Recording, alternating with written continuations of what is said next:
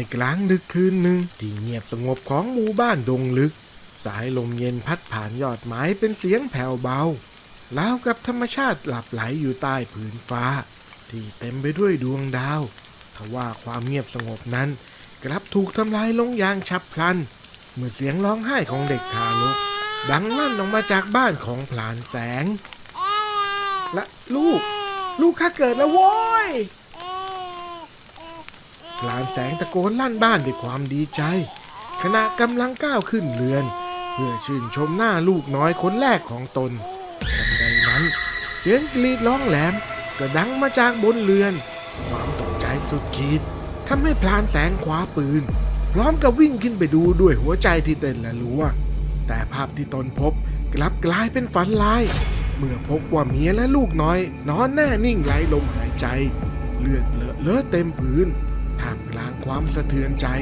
พลานแสงเหลือบไปเห็นร่างลึกลับในเงามืดในตาสีแดงฉานเปล่งประกายราวกับเปลวไฟจ้องมองมาที่ตนก่อนที่ร่างนั้นจะกระโดดออกทางหน้าต่างหายลับไปในความมืดด้วยความโกรธแค้นและสิ้นหวัง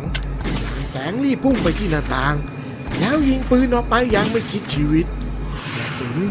พุ่งทะลุอากาศไปในทิศทางของร่างนั้นแต่กลับไม่มีผลเลยแม้แต่น้อยเงาร่างลึกลับนั้นยังคงวิ่งหายเข้าไปในป่าลึกทิ้งไว้เพียงความเจ็บปวดและคำถามที่ไม่มีคำตอบอยู่ในใจของพลานแสง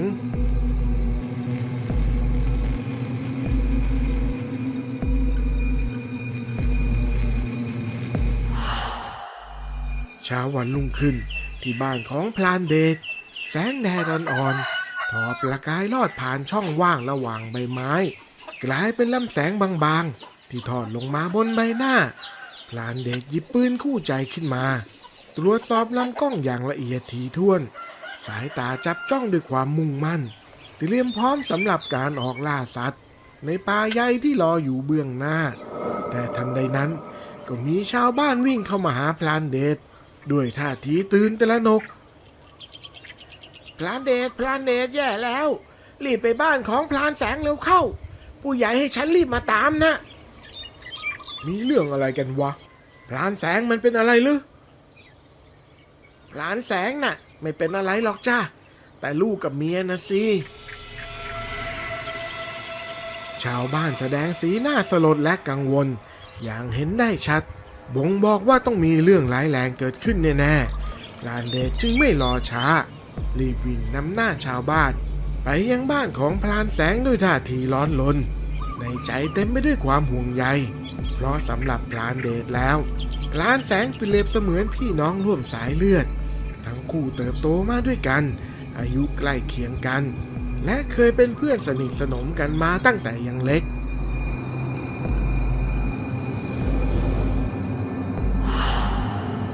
พลานเดชไปถึงก็พบว่าบ้านของพลานแสงกำลังถูกไฟไหม้โหมกระหน่ำประกอบกับมีลมกันโชกแรงทำให้เป็นไปไม่ได้เลยที่จะเข้าไปในบ้านหลังนั้นและบริเวณนั้นพลานเดชจะพบกับผู้ใหญ่บ้านยืนกอดอกแสดงสีหน้าวิตกกังวลออกมาอย่างเห็นได้ชัดมันเกิดอะไรกันนะผู้ใหญ่แล้วไอ้พลานแสงล่ะมันไปไหนไอ้พลานแสงน่ะมันถือปืนวิ่งเข้าป่าไปแล้วล่ะก่อนไปมันก็เป็นคนเผาบ้านของตัวเองจนอยู่ในสภาพเหมือนที่เองเห็นนี่แหละมันทำเหมือนกับว่ามันจะไม่กลับมาอีกแล้วเองรีบตามมันไปเถอะแต่ก่อนที่มันจะไปมันฝากสิ่งนี้ไว้ให้เองข้าก็ไม่รู้เหมือนกันว่ามันคืออะไรแล้วผู้ใหญ่บ้านก็ยื่นของสิ่งหนึ่งให้กับพลานเดชแต่เมื่อพลานเดชเห็นแล้วก็ถึงกับต้องตกใจเพราะสิ่งที่ผู้ใหญ่ยื่นให้มานั้นมันมีลักษณะเหมือนกับเกล็ดของงูแต่ทว่าดูหนาและแข็งมากกว่ามีหนำซ้ำยังแผ่รัศมีความอาถรรพ์ออกมาอีกด้วยนี่มันเกล็ดของเปรตงูผีพลานเดชกำเกล็ดของเปรตงูเอาไว้แน่นจนความคมของมันกรีดลึกบนฝ่ามือเลือดค่อยๆไหลซึมออกมาเปรียบดังหยาดน้ำตาที่พลานเดชไม่อาจหลั่งออกมาได้เขายืนอยู่ท่ามกลางความเงียบงันในใจ ใจเต็มไปด้วยความเศร้าสลดและเจ็บปวดต่อชะตากรรมอันโหดร้ายที่เพื่อนรักของตนต้องเผชิญรอกูก่อนนะไอ้แสงกูจะรีบตามไปช่วยมึงพลานแสงวิ่งสลับเดินเข้าไปในป่ามรณะบรรยากาศภายในป่านั้นรกทึบรอบๆด้านดูน่าอึดอัดแล้วกับกำลังถูกโอบล้อมด้วยกำแพงของต้นไม้ใหญ่และเถาวัลย์ที่พันเกี่ยวกันแน่นจนแสงแดดแทบไม่อาจส่องลอดผ่านกลิ่นอับชื้นของดินผสมกับไอหมอกบางๆยิ่งเพิ่มความอึดอัดให้ป่าแห่งนี้ส่วนพื้นดินนั้นก็ชุ่มน้ำจนแฉะเหนียวทุกๆก้าวที่พลานแสงเดินไปเหมือนถูกดึงดูดไว้ด้วยโคลนตมตัวทากสีดำมันวาวกระโดดไปมาบนพื้นดินและตามใบไม้เล็งแสงประกายความกระหายเลือดมันไต่เลื้อยอย่างเชื่องช้ารอคอยโอกาสที่จะเกาะสิ่งมีชีวิตที่เผลอเข้าไปใกล้เพื่อดูดกลืนเลือดสดเป็นอาหารทันใดนั้น มีเสียงหัวเราะดังก้องไปมารอบๆตาพร้อมกับเสียงสำเนียงแปลกหูพูดขึ้นมาว่า เป็นยังไงบ้างล่ะรสชาติของการสูญเสียสิ่งที่รักไปมันเจ็บปวดยิ่งกว่าความตายใช่ไหม มึงอยู่ที่ไหนแน่จริงก็ออกมากูจะฆ่ามึงเอาเลือดไปล้างหลุมศพให้ลูกกับเมียกูป่าเงียบสงัดลงทันควันเหมือนกับไม่มีอะไรเกิดขึ้นแต่แล้วจู่ๆก็มีร่างหนึ่งกระโจนออกมาจากต้นไม้พร้อมกับกลิ้งตัวเข้าไปหาพลานแสงในทันทีพลานแสงที่เกร็งนิ้วในโกงไกรอไว้อยู่แล้วก็ยิงออกไปในทันทีแต่ความคมของกระสุนก็ยังคงทำอะไรเปลงงูผีตัวนั้นไม่ได้อีกเช่นเดิมมีดีแค่นี้เองเหรอถ้างั้นก็ตายตามลูกเมียของเองไปเถอะเปรตงูผียกมืออันทรงพลังที่มีกรงเล็บแหลมงอกยาวขึ้นมาแล้วก็ตะปบลงไปบนบ่าของพลานแสงทำให้พลานแสงถึงกับซุดลงไปนั่งกับพื้นแต่ในจังหวะนั้นเองพลานแสงก็หยิบว่านดีหมีใส่เข้าไปในปากพร้อมกับเคี้ยวกลืนลงคอไปทำให้ร่างกายของพลานแสงนั้นขยายใหญ่ขึ้นจนดูราวกับหมีใหญ่อย่างไรอย่างนั้นมามึงลองเข้ามาอีกที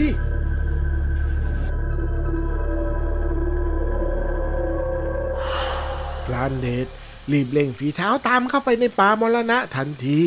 ด้วยความมุ่งมั่นและความชำนาญในวิชาพลานป่าที่สั่งสมมาตั้งแต่เล็กเขาแกะรอยตามเบาะแสต่างๆอย่างไม่ลดละแต่ยิ่งลึกเข้าไปในป่าความชื้นหนาวเย็นและความมืดทึบทำให้ร่องรอยที่เคยชัดเจนเริ่มจางหายไปทีละน้อยทว่าในจังหวะนั้นเองพลานเดชก็พบกับรอยเท้าของมนุษย์ที่ปรากฏขึ้นอย่างเด่นชัดท่ามกลางพื้นดินชุ่มแฉะพลานเดชจึงเร่งแกะรอยตามรอยเท้านั้นไปด้วยความหวังที่ลิบหลีจนกระทั่งพบกับผู้ที่เป็นเจ้าของรอยเท้ากำลังปรากฏอยู่ด้านหน้าของพลานเดชกราบนมัสการครับหลวงปู่เจริญพรโยมเดินทางมาเหนื่อยๆนั่งพักลงสักหน่อยเถอะโยมเห็นทีจะไม่ได้หรอกครับหลวงปู่กระผมมีธุระด่วนธุระในการที่จะเอาชีวิตกันน่ะเหรอโยมนั่นน่ะมันไม่เรียกว่าธุระหรอกนะและหลวงปู่ทราบได้อย่างไรครับก็หลังสีอำมหิตของโยมแผ่ออกมาสักขนาดนี้ไม่ต้องใช้หูทิพตาทิพอาตมาก็พอจะเดาได้ผมกราบลาหลวงปู่แล้วดีกว่าเพื่อนผมกำลังตกอยู่ในฐานะลำบากทันทีที่พลานเดชกล่าวจบหลวงปู่พระธุดงค์ก็ยิ้มบางๆพร้อมกับเอามือของท่านแตะลงไปที่กระหม่อมของพลานเดชทันใดนั้นภาพในจิตของพลานเดชก็เริ่มไหลเข้ามาเรื่อยๆอย่างไม่อาจบังคับได้ในภวังคจิตของพลานเดชภาพของพลานแสงเพื่อนรักปรากฏขึ้นมาทว่าภาพนี้กลับแตกต่างจากพลานแสงที่ตนรู้จักอย่างสิ้นเชิงสีหน้าและแววตาของพลานแสงในมโนจิตนั้นเต็มไปด้วยความกระหายเลือดราวกับเป็นใบหน้าของฆาตกรผู้ไร้ความปราณี ในมือของเขากำมีดแล่เนื้ออาวุธประจำกายของพรานป่าเอาไว้อย่างแน่นเบื้องหน้าของพรานแสงในภาพนิมิตนั้นคือเปรตงูตนหนึ่งมันกำลังเอาร่างของตนปกป้องไข่ใบเล็กอย่างสิ้นหวังดวงตาของมันสะท้อนความหวาดกลัวและการอ้อนวอนแต่พรานแสงกลับไม่แยแสเขายกมีดขึ้นและดับลมหายใจของเปรตงูผู้เป็นแม่ลงในพริบตาก่อนจะหยิบไข่ของมันไปด้วยท่าทีเยือกเย็นแล้วปรุงเป็นอาหารให้กับเมียผู้กำลังตั้งครรภ์และแพ้ท้องอยากกินไข่ของเปรตงูผี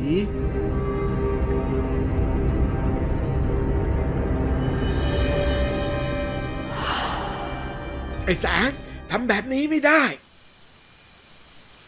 เสียงตะโกนของพรานเดชทำให้มโนภาพในจิตหายไปและพบว่า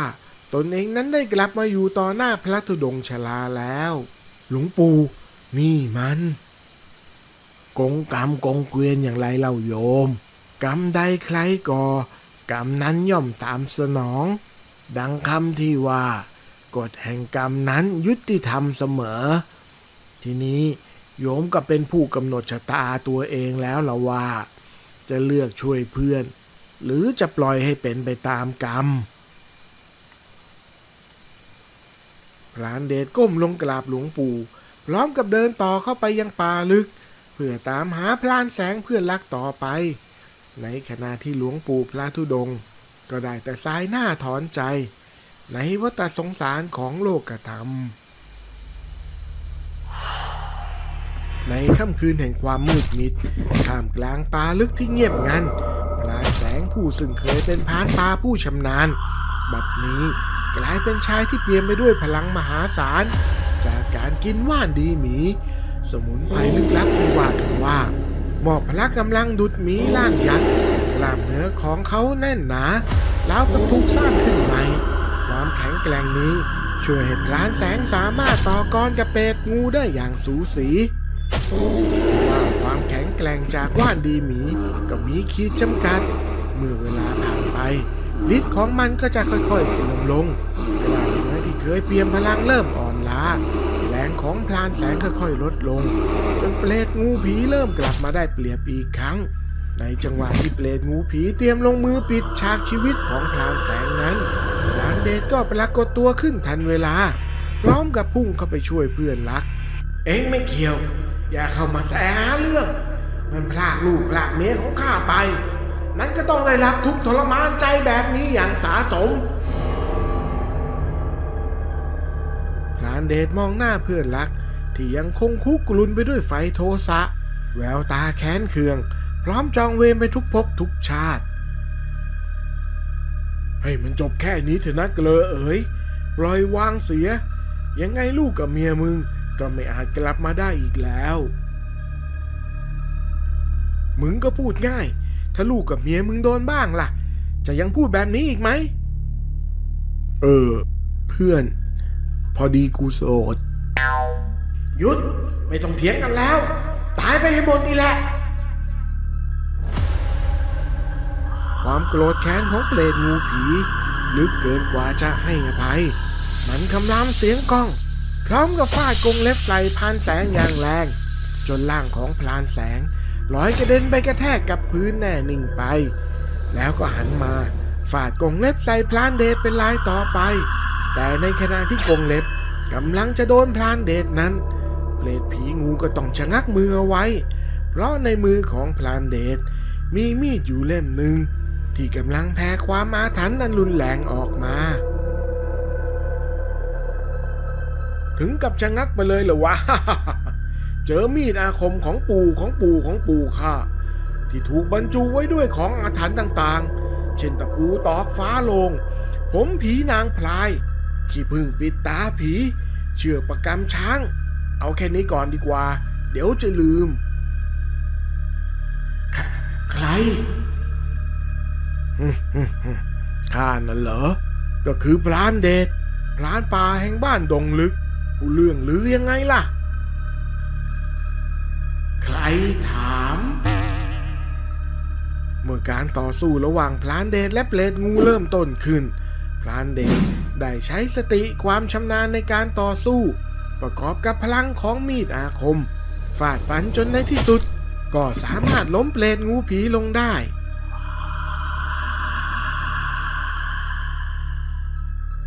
เอ็งไปได้แล้ววันนี้วันพระใหญ่กูถือสีหน้าเปรตงูผีแสดงสีหน้าแค้นเคืองแต่ก็ต้องจำใจหนีเข้าป่าไปเพื่อรักษาชีวิตของตนเอาไว้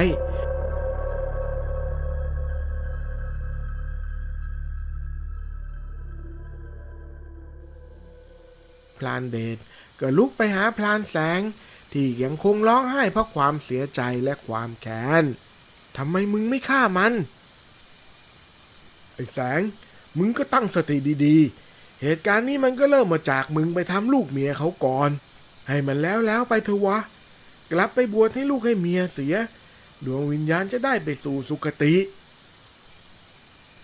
พรานแสงจ้องมองหน้าพรานเดชโดยแววตาดุดันแสดงถึงความดื้อรั้นไม่ยอมปล่อยวางพร้อมกับกล่าวอะไรบางอย่างกับพรานเดชก่อนที่จะเดินหายลับเข้าป่าไปมึงจำเอาไว้นะต่อไปนี้กูไม่มีเพื่อนแบบมึงและกูจะทำทุกทางเพื่อล้างเผ่าพันธุ์พวกมันให้สิ้นพรานเดชได้แต่ถอนหายใจไม่ได้ตามเพื่อนรักไปด้วยเพราะรู้นิสัยของพรานแสงดีว่าคงจะไม่ยอมแน่ๆจนกว่าจะฆ่าเปรตงูผีตนนั้นได้เรื่องราวต่างๆดูเหมือนกำลังจะจบลงจนกระทั่งพรานเดชถูกผู้ใหญ่เรียกไปพบเพื่อพาคนจากสำนักวาติกันเข้าป่ามรณะอีกครั้งและนั่นก็เป็นครั้งแรกที่ทำให้พรานเดชรู้จักกับบาทหลวงทอมคู่หูคนใหม่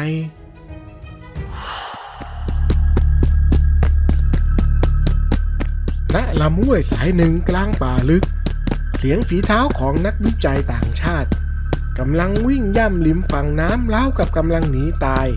ในขณะเดียวกันก็ใช้ปืนสั้นของตนยิงไปทางด้านหลังอย่างสเปะสปะเหมือนตั้งใจจะยิงสกัดอะไรบางอย่างก่อนที่จะค่อยๆชะลอลงด้วยความเหนื่อยแทบขาดใจ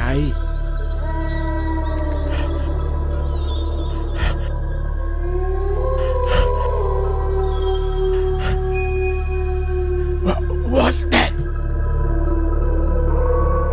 สิ้นคำอุทานของนักวิจัยต่างชาติไม่นาน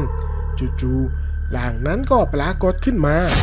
ที่ด้านหน้าของนักวิจัยนั้นอย่างเงียบเชียบและดุจเงาของมัจจุราชก่อนที่จะตะปบลงไปด้วยกรงเล็บอันแหลมคมทำเอานักวิจัยหนุ่มคนนั้นถึงกับกระเด็นล้มลงไปในมือที่ถือปืนสั้นกดเลี้ยวไกออกไปรัวๆแต่หากกระสุนเหล่านั้นกลับไม่ระคายผิวของร่างนั้นเลยแม้แต่น้อยแล้วกับว่ามีเกราะบาเลียบางๆฉาบกั้นเอาไว้อยู่ร่างนั้นยิ้มสยองก่อนที่จะเดินเข้ามาหานักวิจัยต่างชาติอย่างช้าๆส่วนนักวิจัยก็ได้แต่คลานถอยหนีด้วยความหมดหวังและหวาดกลัว Oh my God please help me แล้วร่างนั้นก็กระโจนไปคล่อมร่างของนักวิจัยเอาไว้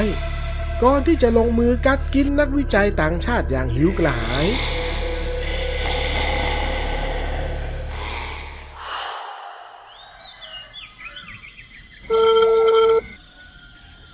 เสียงโทรศัพท์มือถือดังขึ้นไม่นานก็ถูกกดรับโดยชายวัยกลางคนลูกครึ่งไทยอเมริกันที่หน้าตาหล่อเหลาแต่งกายด้วยชุดสูทสีดำดูสง่าใบหน้าประดับไว้ด้วยรอยยิ้มแบบมีเมตตาฮัลโหลนั่นบาทหลวงทอมพูดใช่ไหมผู้ที่รับสายนิ่งเงียบไปสักพักหนึ่งเนื่องจากไม่ได้ยินสำเนียงภาษาไทยมานานก่อนที่จะตอบกลับสายนั้นไปว่าใช่ครับผมทอมกำลังพูดสายไม่ทราบว่าผมกำลังคุยสายกับใครอยู่ครับผมเจ้าหน้าที่สืบสวนพิเศษแห่งวาติกันประจำประเทศไทยอีกสักครู่เจ้าหน้าที่ของเรากำลังจะไปรับคุณเนื่องจากมีคดีเร่งด่วนและทางวาติกันก็ได้มอบหมายให้ผมติดต่อคุณเท่านั้นใน การมาทำคดีนี้ส่วนเป้าหมายหลักก็คืองานวิจัยชิ้นสำคัญนั้นที่ทางวาติกันต้องการผมคงไม่ต้องเตือนนะว่าคดีนี้คุณจะต้องเจอกับอะไรครับผมทราบดีบาทหลวงทอมกดวางสายพร้อมกับจัดเตรียมข้าวของอันได้แก่ไม้กางเขนขวดน้ำเสกและคัมภีร์ไบเบิลเหมือนกับในทุกๆครั้งที่เขาได้รับมอบหมายงานมาใช่แล้วเพราะงานของทอมนั้นก็คืองานปราบผีนั่นเอง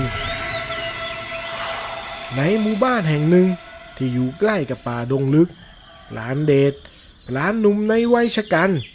ที่ผ่านป่าอาถรรพ์ต่างๆมาแล้วอย่างโชคโชน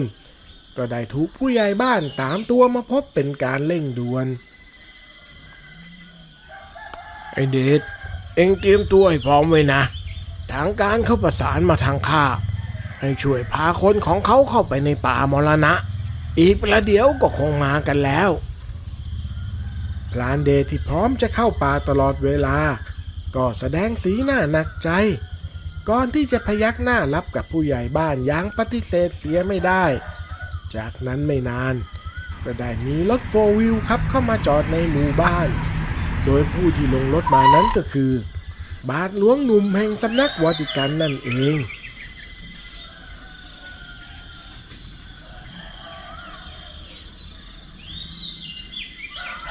เมื่อทั้งคู่เจอหน้ากันต่างคนต่างก็จ้องหน้ากันไปมาเพื่อประเมินอีกฝ่ายจากรูปร่างหน้าตาที่เห็นภายนอกแล้วพลานเดชก็คิดขึ้นมาในใจว่าจะเข้าป่าเข้าดงแต่งตัวอย่างก็จะไปเดินแบบนี้จะไหวหรือวะเนี่ยส่วนบาทหลวงทอมเองก็คิดขึ้นมาในใจเช่นกันว่านี่หรือสภาพผ่านป่านำทางเห็นทีคงจะเป็นตัวถ่วงเราซะมากกว่าแล้วทอมก็ยื่นมือมาจับกับพลานเดชพร้อมกับแนะนำตัวเองจากนั้นทั้งสองก็เตรียมเดินทางเข้าป่ามรณะโดยพลานเดชก็อธิบายแผนการเดินทาง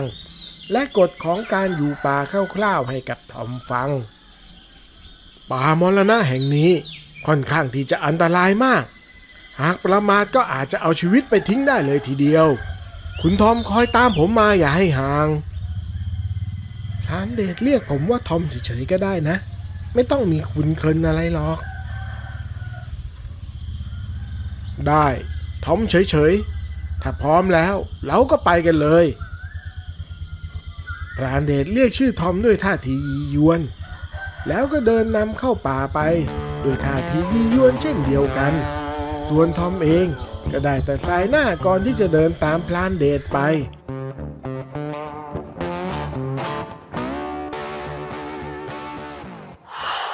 เมื่อทั้งสองคนเดินทางมาได้ระยะหนึ่งจู่ๆพลานเดชก็หยุดชะงักลงแล้วก็เอ่ยกับทอมว่าระวังข้างหน้ามีเถาวัลย์เครือเขาหลงขึ้นอยู่หากเดินข้ามมันไปจะทำให้เราหลงป่าแห่งนี้ได้ทอมมองหน้าพลานเดชอยู่พักหนึ่งก่อนที่จะเดินต่อไปโดยไม่สนคำเตือนของพลานเดชเลยแม้แต่น้อยและในทันทีที่เขาก้าวข้ามเถาวัลย์เครือเขาหลงไปนั้นจู่สภาพป่าด้านหน้าของตนก็เปลี่ยนไปกระทันหันบรรดาต้นไม้ต่างผุดขึ้นมาทับทางเก่าจนทางเดินโดนปกคลุมไปด้วยต้นไม้รกทึบเมื่อทอมหันหลังกลับมาก็คงเต็มไปด้วยต้นไม้เช่นเดียวกันและที่สำคัญร่างของพลานเดชก็ได้หายไปแล้วด้วยเฮ้ยนี่มันอะไรกันทำไมจู่ๆสภาพป่ากลายเป็นแบบนี้ส่วนพลานเดชก็สะทบออกมาอย่างหัวเสียที่ทอมไม่ยอมเชื่อคำเตือนของเขาแต่แล้วพลานเดชก็นั่งลงขัดสมาธิพนมมือขึ้นท่องคาถาเพื่อทำการเปิดป่าตามที่เคยได้ร่ำเรียนมาจากบรรดาพรานป่าแต่เก่าก่อนเปิดโคตรเปิดทวารเปิดบานประตูเปิดรูทวารหลังจากท่องคาถาไปที่ด้านหน้าของพลานเดช ก็เหมือนกับมีแสงสว่างเรืองรองออกมาจนเปิดให้เห็นช่องว่างคล้ายประตูเปิดออกและทางด้านของทอมเองก็เห็นช่องว่างนี้เช่นเดียวกันจึงรีบเดินผ่านช่องว่างนั้นออกมาสู่ป่าด้านนอกในทันทีครั้นเมื่อออกมาได้ก็ถูกพลานเดชบนอย่างหัวเสียจนถึงกับต้องทำหน้าจ่อยยอมรับความผิดข้าบอกแล้วใช่ไหมว่าอย่าข้ามเถาวัลย์ต้นนั้นไปดีนะที่มากับข้าไม่งั้นก็คงไม่ได้กลับออกไปอีกแล้วเอาละนี่ก็ใกล้ค่ำมืดแล้วผูกห้างกันแถวๆนี้เถอะ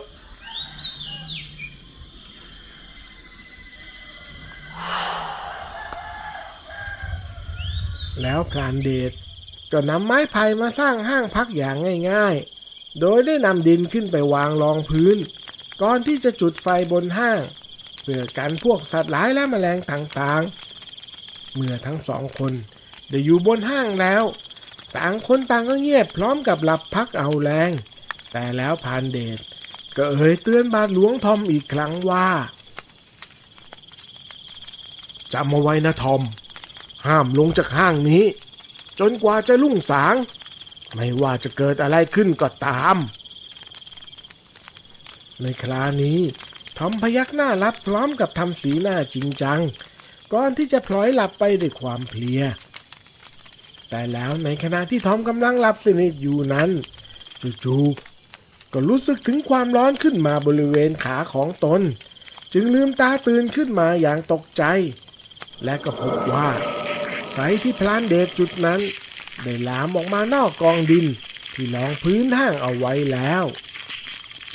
ชิบหายละไฟไหม้ห้าง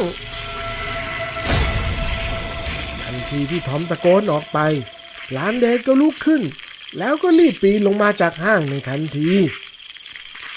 อ้าวพลานเดชไหนบอกว่าไม่ว่าจะเกิดอะไรขึ้นก็ห้ามลงจากห้างนี้ยังไงล่ะโอ้ยไอ้ฝรั่งบื้อคืนอยู่ต่อไฟก็ไม่ตายนะทีวะรีบลงมาแล้วเข้าและในทันทีที่ทั้งสองลงมาจากห้างนั้นจู่ๆบรรยากาศโดยรอบก็ได้เปลี่ยนไปกระทันหันหมอกควันจากไอดินลอยขึ้นมาปกคลุมผืนป่าอากาศโดยรอบเย็นขึ้นมาอย่างถนัดตาแย่แล้วพวกเราโดนอาถรรพ์ของป่าเข้าจนได้ทันใดนั้นเองท่ามกลางสายหมอกที่ปกคลุมอยู่นั้นก็ได้ปรากฏเงาร่างหนึ่งขึ้นมาและทันทีที่ปรากฏขึ้นร่างนั้นก็ยกเท้าขึ้นถีบพรานเดชเข้าอย่างเต็มแรงจนกระเด็นล้มลงไปคลุกฝุ่นอยู่กับพื้นแบบไม่ทันได้ตั้งตัวโอ้ยนี่มันอะไรกันวะเนี่ยจุกชิบหายและเมื่อสายหมอกค่อยๆจางลงเงาร่างนั้นก็ปรากฏชัดเจนขึ้นมาเป็นร่างของชายคนหนึ่งที่มีร่างกายสีเขียวราวกับปีกแมงทับใบหน้ามีเกล็ดสีดำเงาประดับอยู่ดวงตาสีเหลืองอำพันกรงเล็บยาวแหลมประดุจน้ำแหลมจากต้นงิ้วเฮ้ยนี่มันเป็ดงูแห่งป่ามรณะพรานเดชตะโกนออกมาสุดเสียงแล้วเปรตงูตัวนั้นก็กระโจนเข้าไปหาพรานเดชที่ยังคงไม่ได้ตั้งตัวอีกครั้งเพื่อที่จะชิงจังหวะกลิบชีพให้เร็วที่สุดแต่แล้วเปรตงูก็ต้องหยุดชะงักลง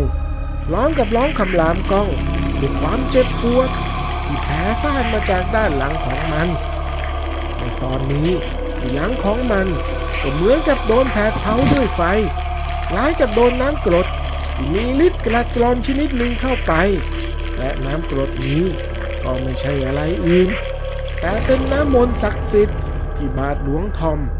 นำออกมาจากขวดที่ติดตัวมาด้วยนั่นเองโดนน้ำเสกในนามของพระเจ้าเข้าไปยังทนได้ขนาดนี้ไม่ธรรมดาแล้วเลดงูหันมามองบาทหลวงทอมด้วยสีหน้าเครียดแค้นแล้วก็เปลี่ยนเป้าหมายจากพรานเดชมาเป็นทอมในทันทีส่วนทอมเองก็หยิบไม้กางเขนขึ้นมาถือเอาไว้ด้วย2 มือกระชับ แล้วก็สวดคาถาอันศักดิ์สิทธิ์ออกมาข้าแต่อัครเทวดามิคาเอลเจ้าแห่งกองทัพสวรรค์โปรดปกป้องเราในการต่อสู้กับนิกรเจ้าและนิกรอำนาจต่อสู้กับผู้ปกครองพิภพแห่งความมืดมนนี้โปรดควบคุมงูดึกดำบรรพ์ซึ่งเป็นปีศาจและซาตานโปรดมัดและเหวี่ยงมันลงไปสู่พื้นใต้พิภพนี้ด้วยเถิดทันทีที่ท่องสวดอ้อนวอนจบก็มีแสงสว่างจากท้องฟ้าส่องลงมาที่ไม้กางเขนนั้นเปรียบเสมือนกับพลังของเทวดามิคาเอลทรงพลังปราบเหล่าปีศาจลงมาช่วยทำให้แสงสว่างเข้าปกคลุมไม้กางเขน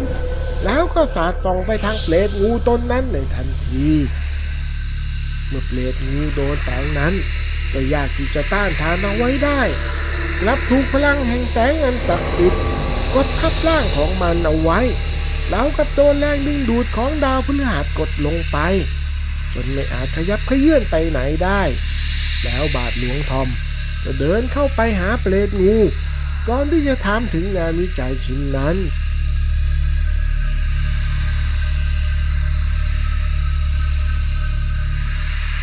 งานวิจัยอะไรข้าไม่รู้จักแต่ที่แน่ๆไอ้มนุษย์คนนั้นมันมาขโมยไข่ของข้าใครก็ตามที่มาแตะต้องลูกของข้ามันผู้นั้นจะต้องพบกับความตายที่แท้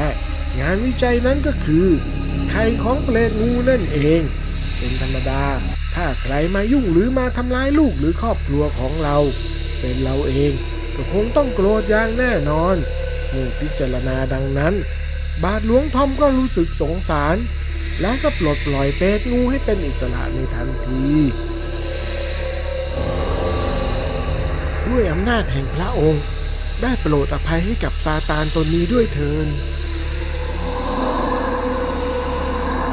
แล้วแสงที่กดทับเปรตงูก็ค่อยๆสลายไป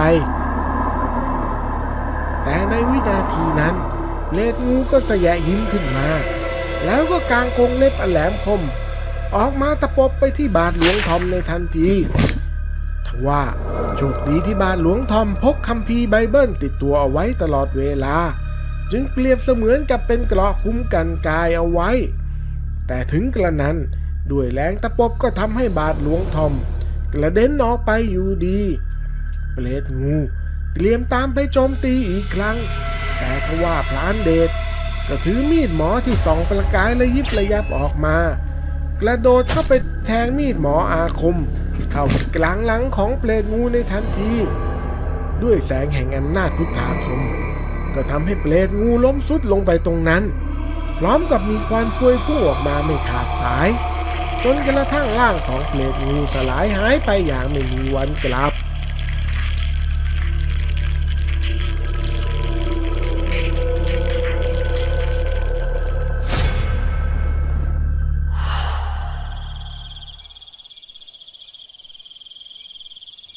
ขอบใจมากพลานเดชถ้าไม่ได้ท่านช่วยเอาไว้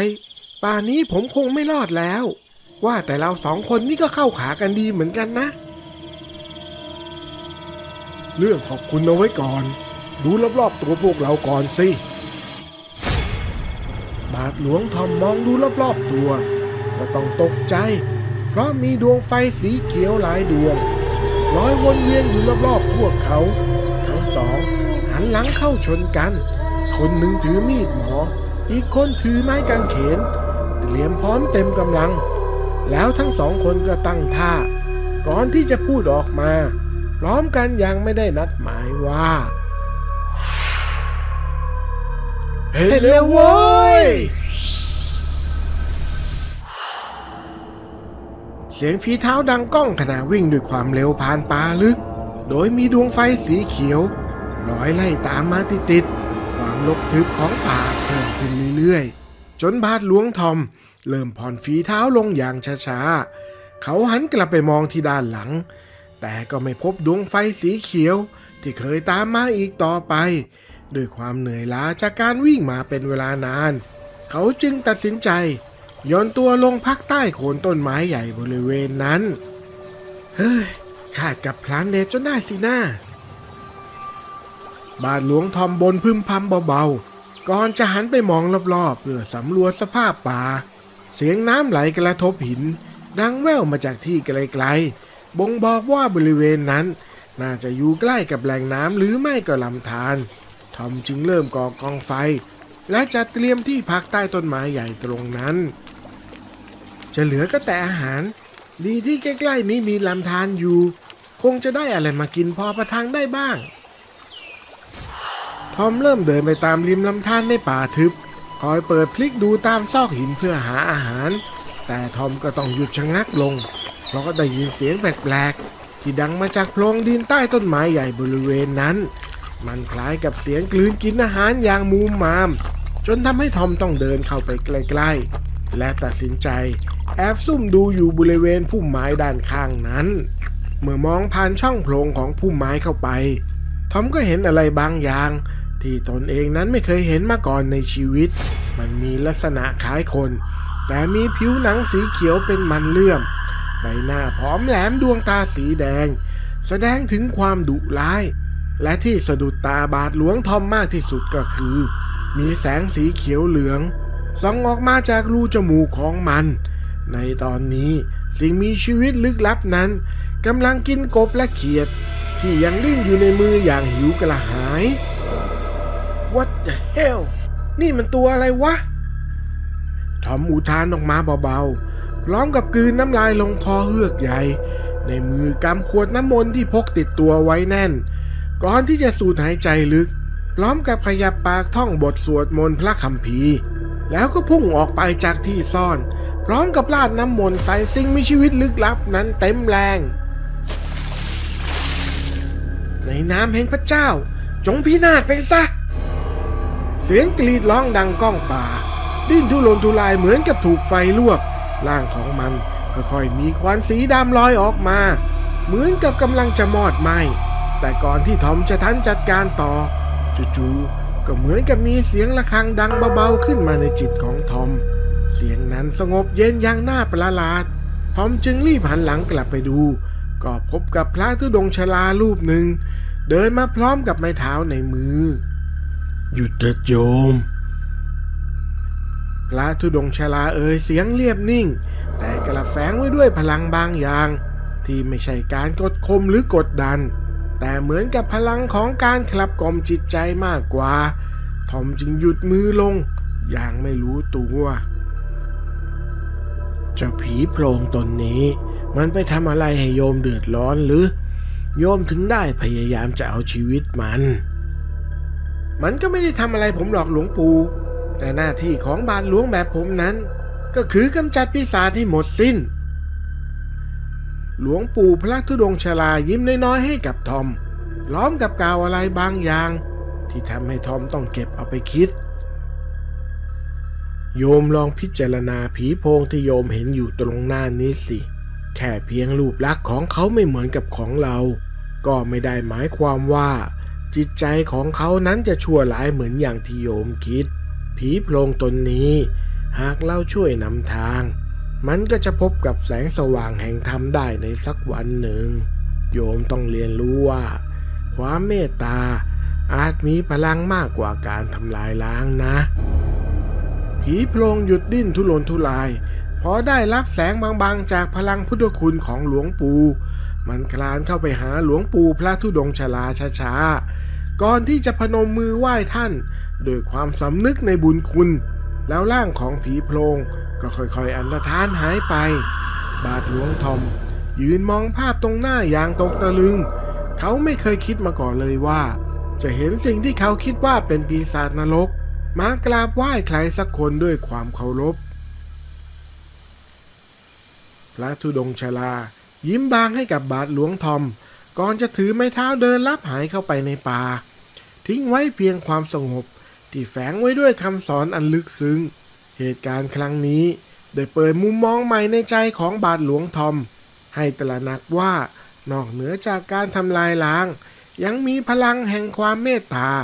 ที่สามารถยับยั้งและเปลี่ยนแปลงเหล่าปีศาจร้ายได้อย่างน่าอัศจรรย์ทันใดนั้น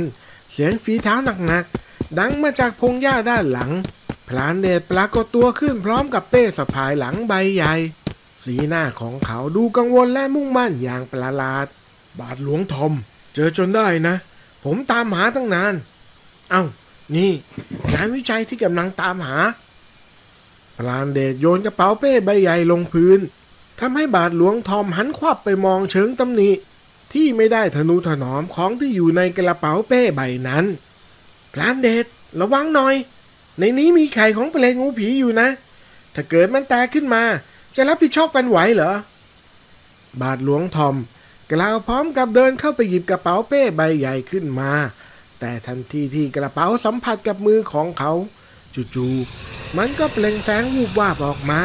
ด้วยความตกใจทำให้บาทหลวงทอมรีบเหวี่ยงกระเป๋านั้นลงพื้นอย่างแรงไอ้ชิบหายโยนแรงกว่ากูอีกพรานเดชได้แต่บ่นอยู่ในใจแต่ก็ไม่ได้พูดอะไรออกมาเพราะถูกดึงดูดให้จ้องมองไปที่ไข่ใบใหญ่ที่หลุดออกมาจากกระเป๋าเพราะแรงกระแทกแสงยังคงส่องเรืองรองออกมาจากไข่ใบนั้นทั้งสองคนได้แต่ยืนดูด้วยความระมัดระวังไม่กล้าเข้าไปใกล้ทันใดนั้นแสงสว่างเรืองรองกว่าเดิมก็ส่องออกมาจนทั้งสองต้องเอามือมาบังแสงอันเจิดจ้านั้นเอาไว้สุดท้ายทุกอย่างก็กลับสู่สภาพปกติพร้อมกับการหายไปของไข่ใบนั้น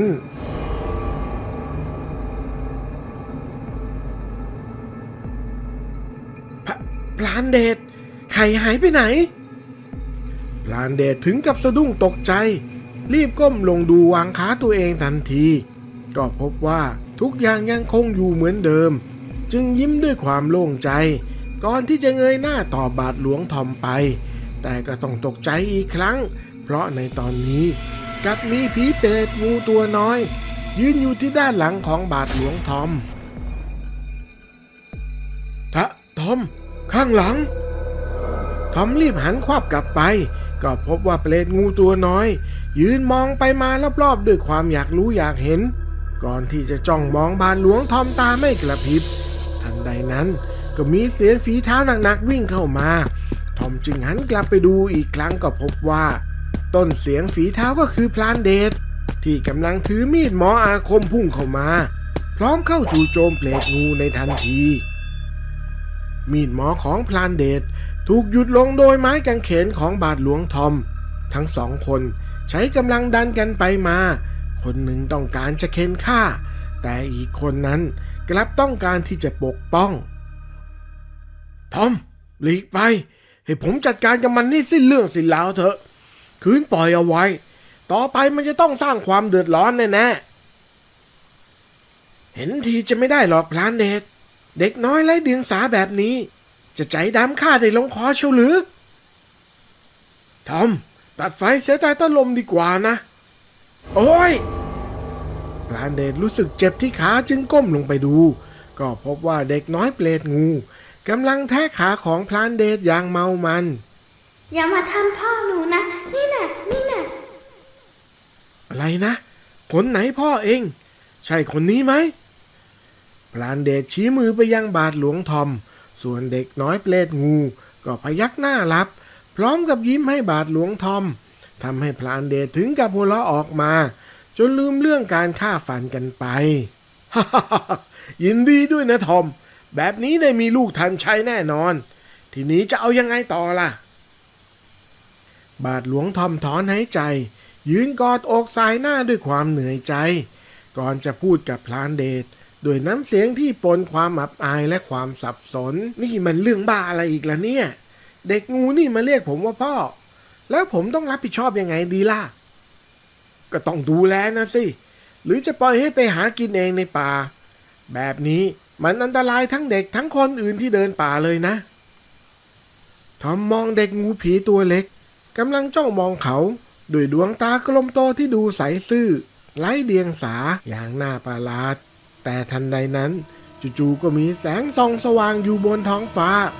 แล้วก็ฟาดลงมายังเด็กน้อยงูผีราวกับสายฟ้าที่ผ่านลงมายังพื้นดินทำให้เด็กน้อยนั้นถูกพลังแห่งแสงค่อยๆกดทับลงเสียงกรีดร้องด้วยความเจ็บปวดของเด็กน้อยดังระงมก้องป่ากลบเสียงของที่วาลาตีจนมิด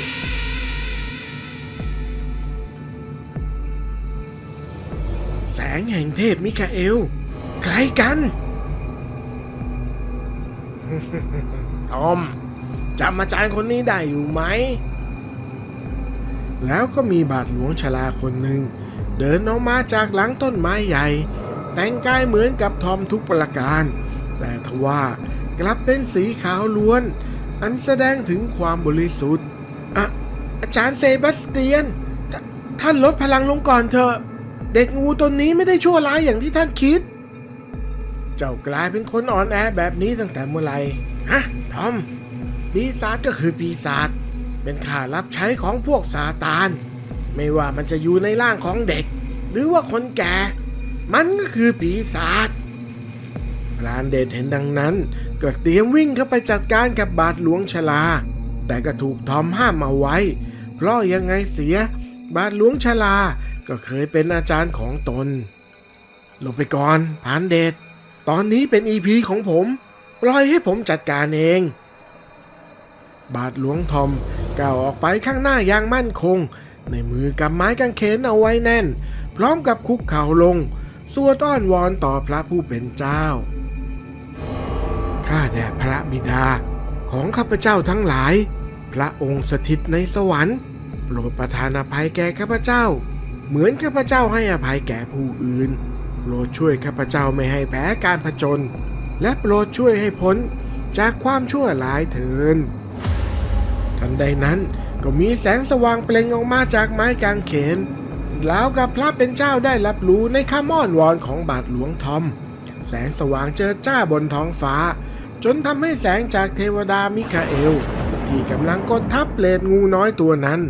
ถูกกลบทับไปในทันทีไม่จริงบทสวดภาวนาเช่นนี้กลับมีพลังสามารถสยบทูตสวรรค์ได้หรือว่าเจ้า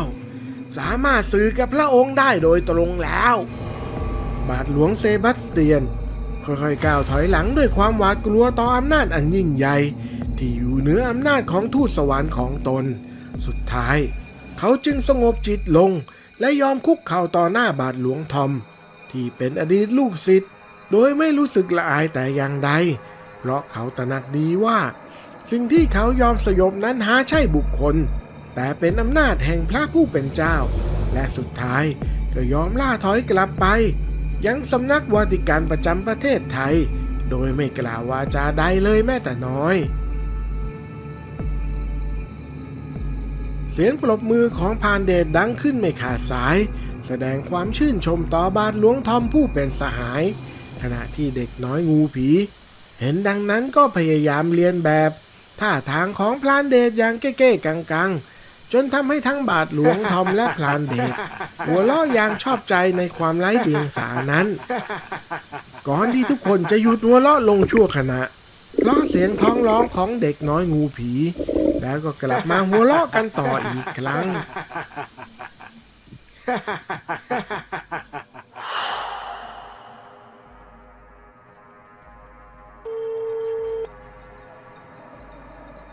เสียงโทรศัพท์ดังขึ้นพร้อมกับเสียงปลายสายกำลังรายงานสถานการณ์ว่า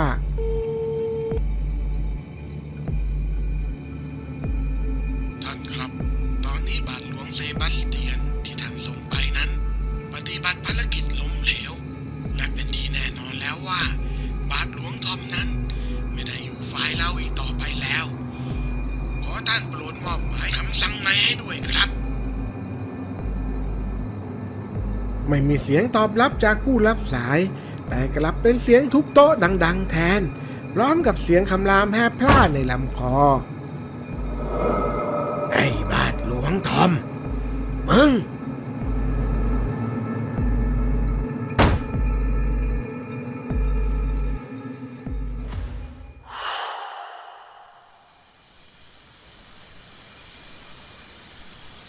ภายใต้พระจันทร์เต็มดวงสีเหลืองอลามในราตรีอันเงียบสงัดที่มีเพียงเสียงจิ้งหรีดเลไลร้องดังขับกล่อมเบาๆหลวงปู่ชรากำลังนั่งกรรมฐานด้วยจิตอันสงบยิ่งจนกระทั่งความรู้สึกตัว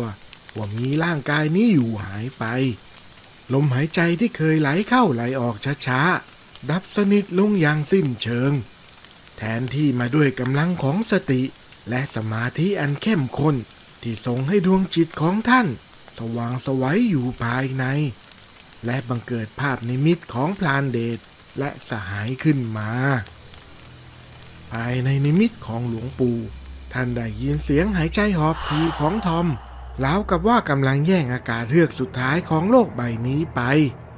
เขาหันไปมองพรานเดชที่นอนจมกองเลือดอยู่ข้างๆด้วยลมหายใจรวยลินที่พร้อมจะดับลงได้ทุกเมื่อและเบื้องหน้าของทอมก็คือนักล่าจากสำนักวาติกันผู้ที่ถูกส่งมาเพื่อกำจัดตนและพรานเดชโดยเฉพาะและดูเหมือนว่าภารกิจของนักล่าผู้นี้กำลังจะสำลิดผลในไม่ช้า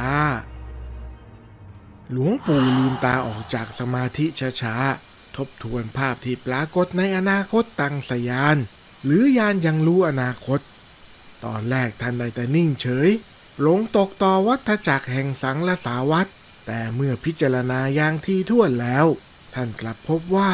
มีหนทางที่จะเปลี่ยนแปลงชะตากรรมนี้ได้หากเพียงแค่ชี้แนะอีกเล็กน้อยเท่านั้นในอดีตชาติอันเนิ่นนานมาแล้วตัวเราเคยเกิดมาเป็นบิดาของพรานเดชจึงถือว่ามีกรรมสัมพันธ์กันอยู่ดังนั้นเราจะวางเฉยต่อชะตากรรมนี้ไม่ได้ด้วยความคิดเช่นนี้ท่านจึงลุกขึ้นจากกรดก้าวยาวๆไปเพียงไม่กี่ก้าวก่อนที่ร่างของท่านจะเลื่อนหายเข้าไปในความเงียบสงบของผืนป่า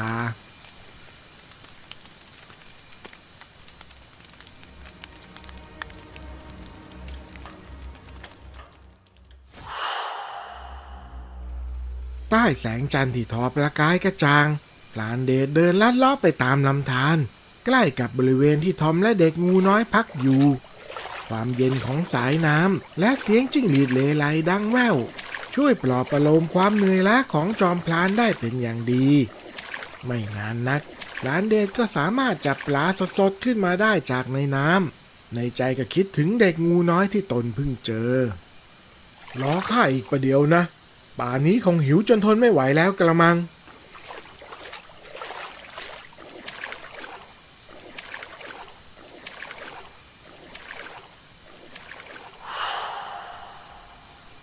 เมื่อพรานเดชไปถึงก็เห็นทอมกำลังนั่งผิงไฟพัดไล่ความหนาวอยู่ส่วนเด็กงูตนนั้นในมือก็ถือผลไม้ป่ากินอย่างอร่อยสร้างความประหลาดใจให้กับพรานเดชเป็นอันมากเพราะปกติแล้วเปรตงูผีนั้นจะกินแต่ของดิบของขาวไม่ต่างอะไรกับพวกผีโป่งหรือผีโพรงทั้งหลายเอ้าอาหารของเอ็งมาแล้วปลาสดๆเนื้อหวานๆรีบกินแล้วก็รีบนอนพรุ่งนี้ยังต้องเดินทางกันต่อพรานเดชพูดพร้อมกับโยนปลาลงไปบนพื้นแต่เด็กงูก็ได้แต่ใช้ตามองไม่ได้มีท่าทีที่จะอยากกินปลาตัวนั้นเลยแม้แต่น้อยทำให้พรานเดชยิ่งแปลกใจเข้าไปใหญ่จึงเอ่ยกับทอมว่าผมว่าเด็กงูนี่แปลกๆนะปกติถ้าเห็นของดิบของขาวแบบนี้เป็นต้องพุ่งเข้าใส่ซัดเรียบไม่มีเหลือแต่นี่อะไรเอาแต่กัดกินผลไม้เคี้ยวกินกล้วมไม่หยุดเขาอาจจะเป็นพวกวีแกนก็ได้นี่นาผมว่าพรานเดชคิดมากไปแล้ววีแกนอะไรของมึงฮึไอ้ทอมเกิดเป็นเสือมันก็ต้องกินเนื้อสิวะเคยมีเสือกินผักที่ไหนกันคิดอะไรอยู่หรือพรานเดชแอบด่าผมในใจอยู่หรือเปล่าโอ้ยผมก็คิดอะไรไปเรื่อยเปื่อยนั่นแหละดงด่าอะไรไม่มีไอ้ชิบหายด่าในใจยังเสือกได้ยินอีกทันใดนั้นเบื้องหน้าของทั้งสองคนก็ปรากฏร่างของพระธุดงค์ชราขึ้นมาสร้างความตกตะลึงให้กับทั้งคู่ไม่น้อยเพราะทั้งสองต่างเห็นเหมือนกันว่าจู่ๆอากาศธาตุก็แหวกออกแล้วท่านก็เดินช้าๆออกมาจากอากาศธาตุนั้นละหลวงปู่ท่านมาได้ยังไงเรื่องนั้นช่างมันเถอะโยมอาตมาแค่อยากจะมาเตือนโยมทั้งสองคนว่ากำลังจะประสบกับเหตุเพศภัยร้ายแรงถึงขั้นรักษาชีวิตเอาไว้ไม่ได้ ขอให้โยมทั้งสองเชื่ออาตมานะทอมยืนสงบนิ่งด้วยท่าทีสำรวมเคารพส่วนพลานเดชก็คุกเข่าลงพนมมือรับฟังคำของหลวงปู่พระธุดงค์ด้วยความตั้งใจโยมเดชยังจำทางไปถ้ำที่โยมเจอไข่ใบนั้นได้อยู่ใช่ไหมยังจำได้ไม่เคยลืมเลยครับหลวงปู่ว่าแต่ทำไมเหรอครับให้โยมเดินทางไปที่ถ้ำแห่งนั้นอีกทีคราวนี้โยมก็จะได้พบกับความจริงและทางรอดเพียงหนึ่งเดียวของโยมทั้งสองก็อยู่ภายในถ้ำแห่งนี้พูดจบหลวงปู่ก็ยิ้มสว่างให้กับทั้งสองก่อนที่จะแสดงอิทธิฤทธิ์ก้าวเข้าไปในช่องว่างของอากาศแล้วก็กลืนหายเข้าไปยังผืนป่าอีกครั้ง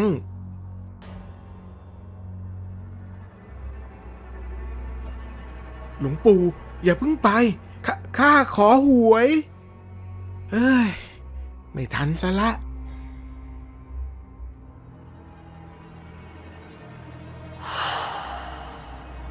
ณภายในถ้ำลึกอันมืดมิดและเงียบสงัดจนได้ยินเสียงหยดน้ำตกกระทบกับหินอันเย็นเยียบพรานเดชเดินนำหน้าพร้อมกับถือคบไฟในขณะที่ทอมและเด็กงูน้อยตามหลังมาด้วยสีหน้าที่เต็มไปด้วยความระแวดระวัง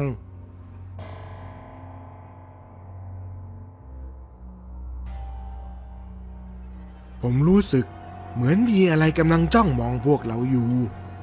พรานเดชเอ่ยด้วยน้ำเสียงเคร่งขรึมพลางกระชับด้ามมีดในมือแน่นความรู้สึกตึงเครียดค่อยๆแผ่ซ่านไปทั่วร่างขณะที่ทอมยืนอยู่ใกล้ๆก็สัมผัสได้ถึงบรรยากาศอันน่าอึดอัดไม่ต่างกันทันใดนั้นเสียงฝีเท้าหนักๆก็ดังสะท้อนก้องไปทั่วถ้ำเสียงนั้นใกล้เข้ามาทุกขณะก่อนที่แสงจากคบไฟของพรานเดชจะสะท้อนให้เห็นร่างของชายผู้หนึ่งที่เดินออกมาจากเงามืดรูปร่างกำยำเต็มไปด้วยพละกำลังแม้ว่ารูปร่างและหน้าตาจะเปลี่ยนแปลงไปจนแทบจะจำไม่ได้แต่สายตาและอากัปกิริยานั้นกลับคุ้นเคยเกินกว่าจะลืมเลือนพรานเดชจ้องมองร่างนั้นอย่างแน่วแน่พร้อมกับเอ่ยด้วยน้ำเสียงที่เต็มไปด้วยความคิดถึงไอ้แสงนั่นเอ็งใช่ไหมแสงอย่างนั้นหรือชื่อนี้มันตายไปพร้อมกับร่างเก่าของข้าไปนานแล้วพรานเดชระวังด้วยชุดแบบนี้นี่คือเครื่องแต่งกายของนักฆ่าแห่งสำนักวาติกันดูเหมือนว่าเพื่อนของท่านจะถูกล้างสมองไปแล้ว ในนามของพระองค์ข้าถูกส่งมาเพื่อชำระล้างบาปให้เหล่ามนุษย์และอมนุษย์ผู้หลงผิดไอ้แสงเกิดอะไรขึ้นกูกับมึงเป็นเพื่อนกันนะมิตรสหายอย่างนั้นหรือมึงทรยศกูโดยเลือกช่วยสิ่งมีชีวิตชั่วร้ายพวกนี้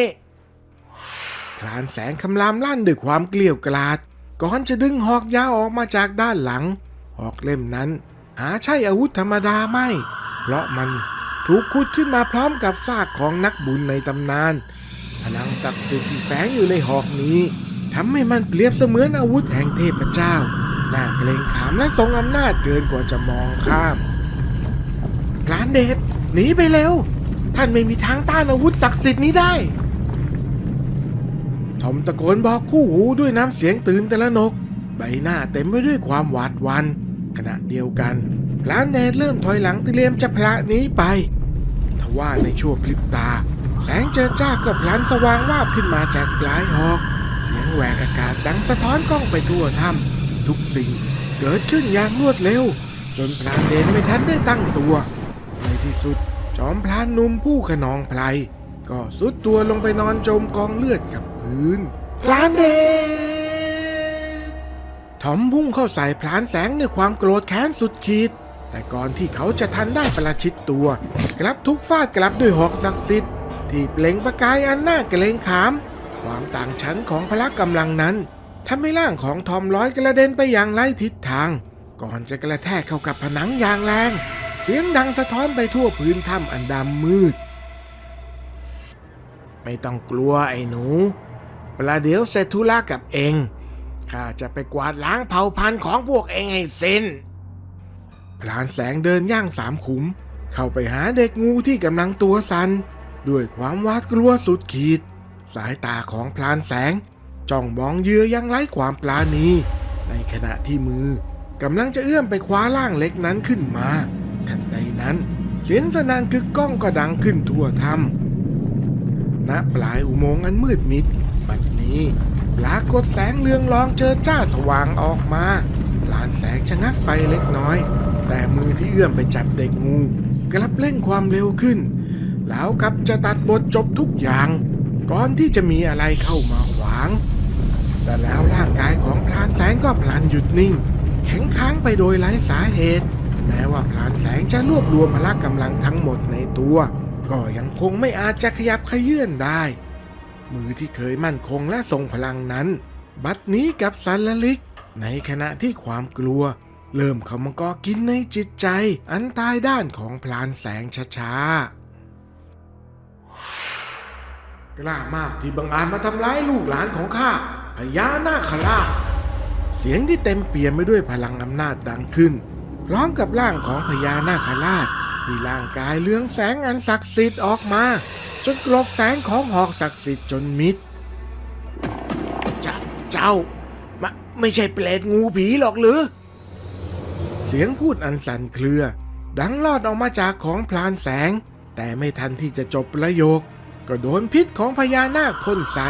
ทำให้ร่างกายของพลานแสงเหมือนกับถูกกัดกร่อนด้วยกรดเข้มข้นผิวหนังไม่เกรียมจนมีควันสีดำลอยฟุ้งออกมาไม่เมื่อเหตุการณ์ทุกอย่างสงบลงพญานาคน้อยจึงคุกเข่าลงต่อหน้าองค์พญานาคราชพร้อมวิงวอนขอความช่วยเหลือให้แก่พลานเดชและทอมองค์พญานาคราชทอดสายตามองด้วยความเมตตาก่อนจะตรัสว่าตนสามารถช่วยได้เพียงทอมเท่านั้นเพราะพลานเดชได้ล่วงลับไปแล้วในขณะนั้นเองร่างของทอมก็ค่อยๆปรากฏแสงสว่างเปล่งประกายขึ้นท่ามกลางความเงียบสงัดแสงนั้นปลุกทอมให้ฟื้นคืนสติขึ้นมาด้วยความสับสนและงุนงงพญานาคทุกตนจะมีแก้วจักรพรรดิสถิตอยู่ในกายแก้วนี้มีอิทธิฤทธิ์สามารถชุบชีวิตคนตายได้แต่ก็ต้องแลกมาด้วยชีวิตเจ้าของแก้วจักรพรรดิด้วยเช่นเดียวกันองค์พญานาคราชตรัสทิ้งท้ายเอาไว้แล้วกับกำลังชี้ทางรอดเพียงหนึ่งเดียวสำหรับพลานเดชแต่หนทางนั้นก็ขึ้นอยู่กับว่าพญานาคน้อยจะยอมสละชีวิตของตนเองหรือไม่คำกล่าวนั้นทำให้พญานาคน้อยหวนคิดถึงวันเวลาดีๆที่เคยมีร่วมกันกับทอมและพลานเดชความทรงจำมันงดงามเหล่านั้นทำให้พญานาคน้อยตัดสินใจสำรอกเอาแก้วจักรพรรดิออกมาจากกายเพื่อชุบชีวิตพลานเดชในขณะที่พญานาคน้อยกำลังสำรวมจิตตั้งสมาธิเพื่อปล่อยดวงแก้วล้ำค่าออกมานั้นจู่ๆทอมก็พุ่งเข้ามาขวางเอาไว้ท่าทีของทอมเต็มไปด้วยความมุ่งมั่น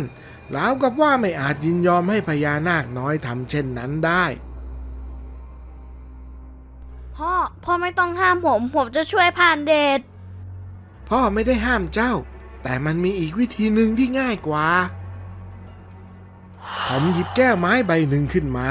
แก้วนั้นดูเรียบง่ายแต่กลับแผ่รัศมีแห่งความเก่าแก่และศักดิ์สิทธิ์ออกมาอย่างน่าอัศจรรย์จากนั้นเขาค่อยๆเทน้ำมนต์ลงไปในแก้วใบนั้นเหมือนกับกำลังประกอบพิธีกรรมสำคัญเสร็จแล้วทอมก็หันมาหาพญานาคน้อยแล้วกล่าวด้วยน้ำเสียงหนักแน่นว่านี่คือจอกศักดิ์สิทธิ์ที่เคยลองเลือดของพระเยซูเอาไว้หากใช้สิ่งนี้ก็จะสามารถชุบชีวิตพลานเดชได้บาทหลวงทอมค่อยๆลิ้นน้ำมนต์จากจอกศักดิ์สิทธิ์ลงสู่ปากของพลานเดชทันทีที่น้ำมนต์หยดสุดท้ายไหลเข้าไปเสียงฟ้าร้องกึกก้องพลันดังขึ้นจนถึงกับทำให้พื้นในถ้ำสั่นสะเทือนจากนั้นเหตุการณ์ไม่คาดฝันก็อุบัติขึ้นเสียงเปรี้ยงดังสนั่นพร้อมสายฟ้าสว่างวาบพุ่งทะลุเพดานถ้ำลงมาอย่างแม่นย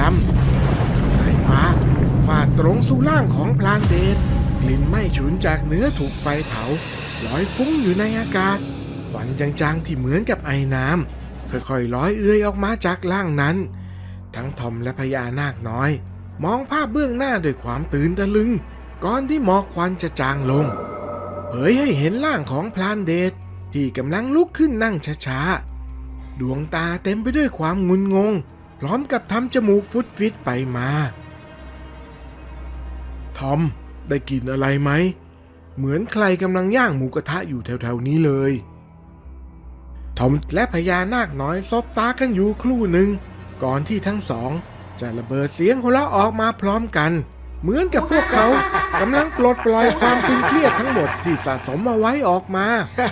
จนกระทั่งลืมเลือนเรื่องราวความเป็นตายที่เพิ่งเผชิญมาเมื่อครู่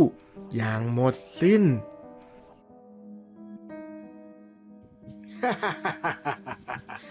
โอ้